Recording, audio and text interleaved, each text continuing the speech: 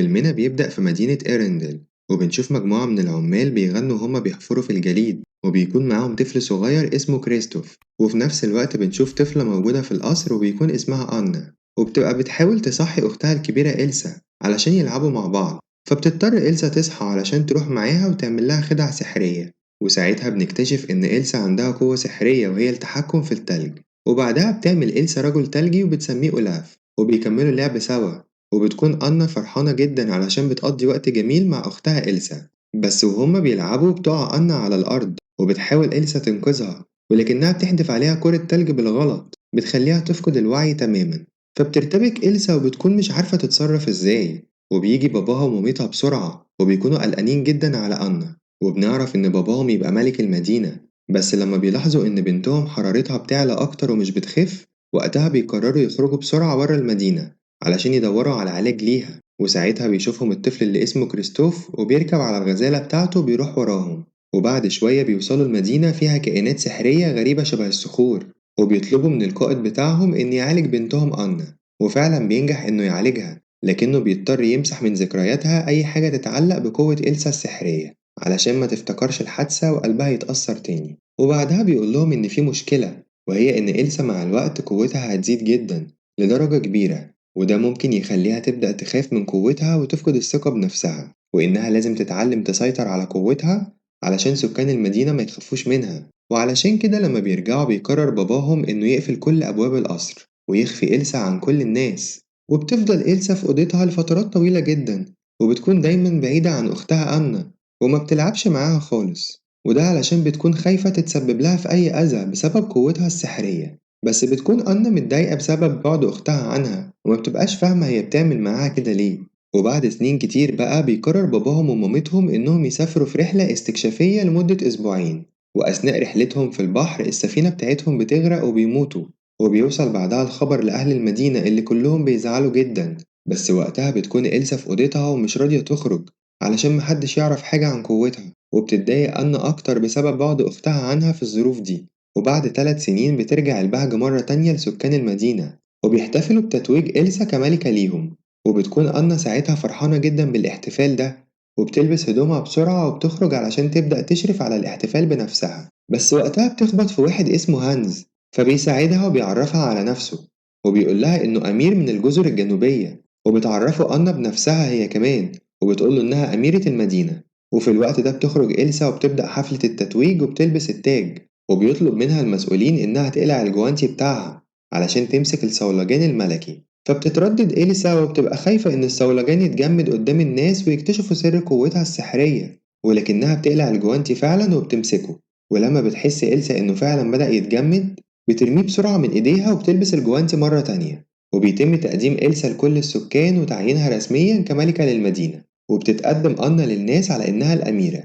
وبعدها بتبدأ الحفلة وبيرقص كل سكان المدينة وهم فرحانين، وبتقول أنا لأختها إلسا إنها فخورة جدا بيها، وإنها مبسوطة إنها خرجت أخيرا من العزلة اللي كانت عايشة فيها. وبتحاول تمسك إيديها علشان يرقصوا مع بعض، فبتنفعل إلسا وبتبعد عنها علشان قوتها السحرية ما تتكشفش، وبتسيبها وبتمشي. وفجأة أنا بتخبط في الأمير هانز مرة تانية، وبعدها بيرقصوا مع بعض وبيخرجوا يتمشوا وبيقضوا وقت ممتع سوا، وبيقعدوا يتكلموا عن حياتهم الشخصية. فبيقول لها الأمير إن هو عنده 13 أخ وكلهم بيكرهوه، فبتقول له أنا إنهم شبه بعض لأن أختها إلسا طول الوقت بتبعد عنها لسبب هي مش عارفاه.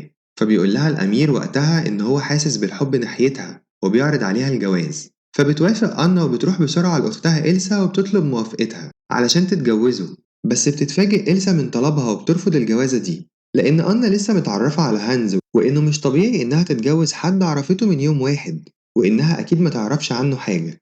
بس بتفضل أنا تحاول تقنعها وبدون قصد بتحرجها قدام كل الناس اللي في الحفلة لما بتقولها إن هي مش عاوزة تعيش منعزلة عن الناس شبهها. فبتتعصب إلسا وبتقاطع كلامها وبتعمل حاجز من التلج.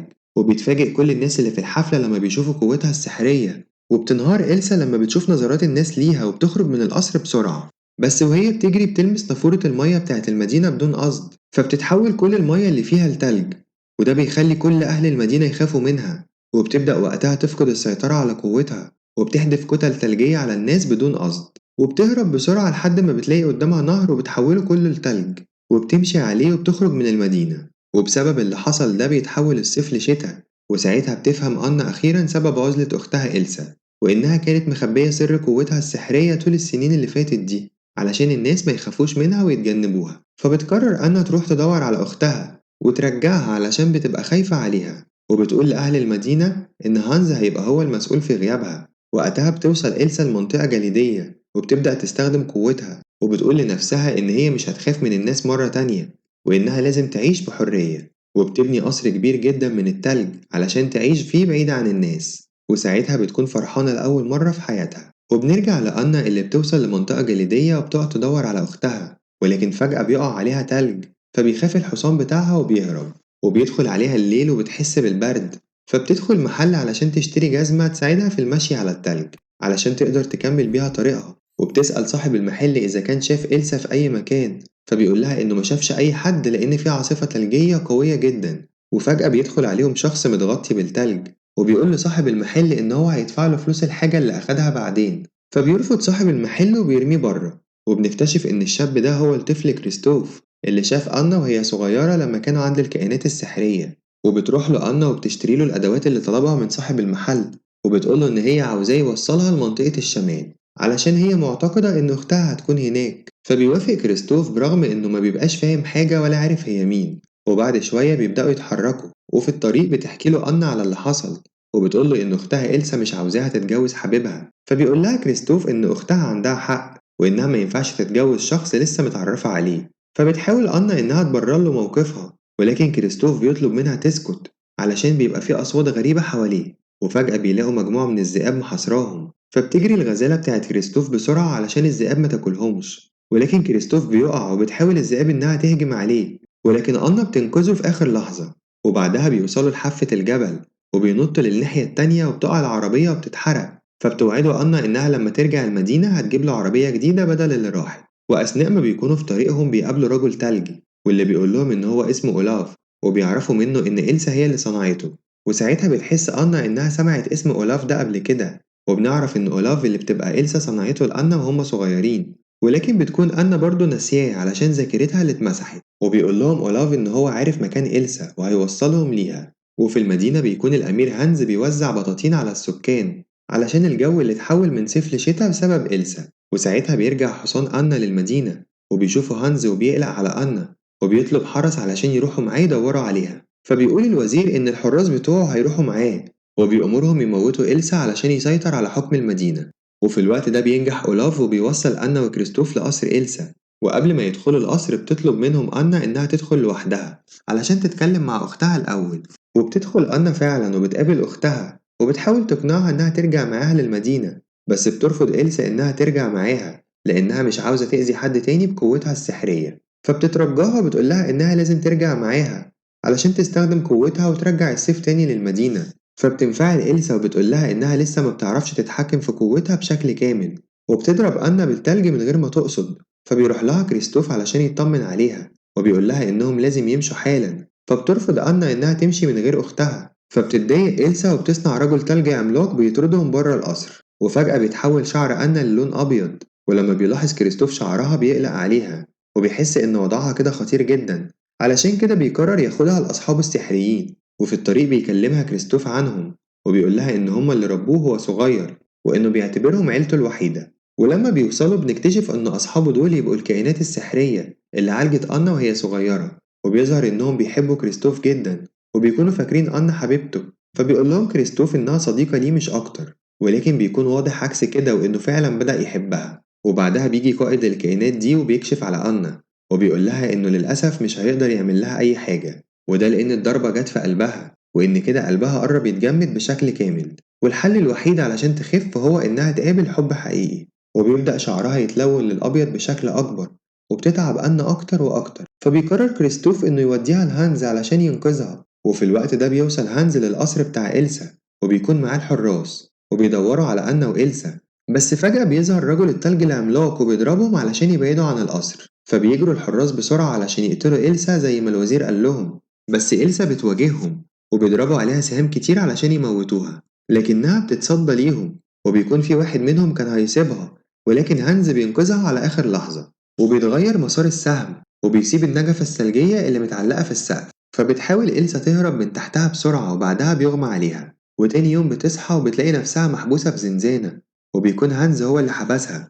وفي الوقت ده بيوصل كريستوف للمدينة وبيسلم أنا للحراس علشان يوصلوها لحبيبها هانز، وبيمشي وهو زعلان لأنه حبها واتعلق بيها. وبتروح أنا لهانز وهي تعبانة جدا وبتحكي له كل اللي حصل، وبتقوله إن قلبها بيتجمد وهتموت وإن حبه ليها هو اللي هينقذها. فبتتغير ملامح هانز وبيقول لها إن هو ما بيحبهاش وإنه كدب عليها علشان يسرق حكم المدينة، خصوصا لما عرف إن علاقتها بأختها متوترة وإن في مشاكل بينهم. علشان كده بيقرر إنه يسيبها تموت، وبيقول لها إنه هيموت إلسا هي كمان ويتخلص منها علشان يسيطر على المدينة ويبقى هو الملك. وبيسيبها وبيمشي، بس وقتها إلسا بتقدر تفك الحديد اللي في إيديها وبتهرب من السجن.